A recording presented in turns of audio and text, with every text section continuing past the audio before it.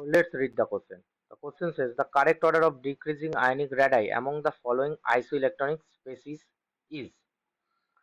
Now, the key concept related to this question, that is the periodic trend of atomic radii.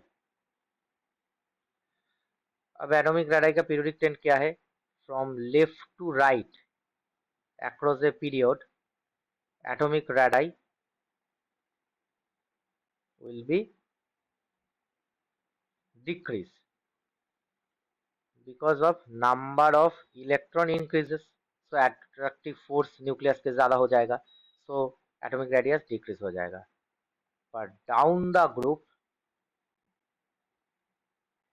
atomic radii should be increase because principal quantum number जो है वो increase हो जाएगा, तो इसका जो special distribution होगा वो भी इंक्रीज हो जाएगा.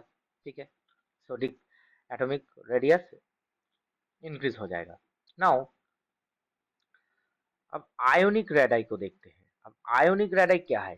एटॉमिक रेडाई अगर एटम का होगा, आयन का होगा आयोनिक रेडाई, तो आयन में क्या होता है? एक कैटायन होता है और एक एनायन होता है.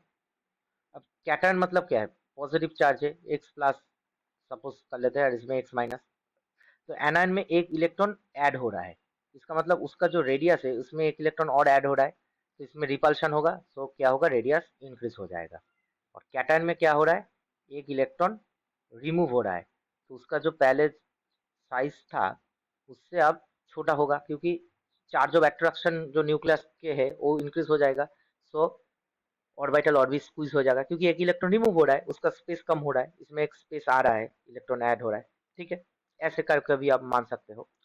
अब एनायन में अगर नंबर ऑफ चार्ज ज्यादा हो जाए, मतलब अगर और भी इलेक्ट्रॉन आ गया, ठीक है, इसमें और एक इलेक्ट्रॉन ऐड हो गया, तो इसका चार्ज क्या होगा? और भी ज्यादा बड़ा हो जाएगा.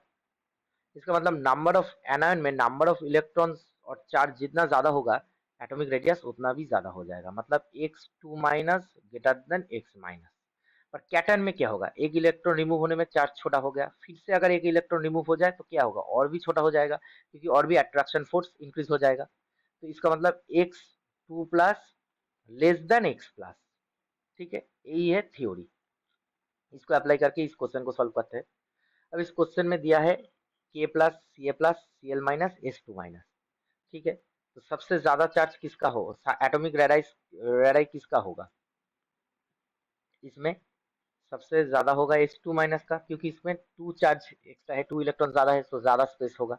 उसके बाद सी एल माइनस का होगा, उसके बाद के प्लस का होगा, उसके बाद सी ए टू प्लस का होगा, क्योंकि एनायन का रेडियस कैटायन से ज्यादा होगा, बट एनायन में जितना इलेक्ट्रॉन आ रहा है उतना साइज और भी इंक्रीज हो रहा है, और कैटायन में जितना चार्ज ज्यादा हो रहा है, मतलब इलेक्ट्रॉन रिमूव हो रहा है, तो उसमें चार्ज डेंसिटी ज्यादा हो रहा है, इसका मतलब ऑर्बिटल और भी स्क्वीज हो रहा है. ठीक है, यही होगा हमारा ऑर्डर. अब देखते हैं कौन सा वाला ऑप्शन में है. ऑप्शन डी में है हमारा आंसर. सो हमारा जो आंसर है वो होगा option D. I hope you will understand the solution very well. Best of luck.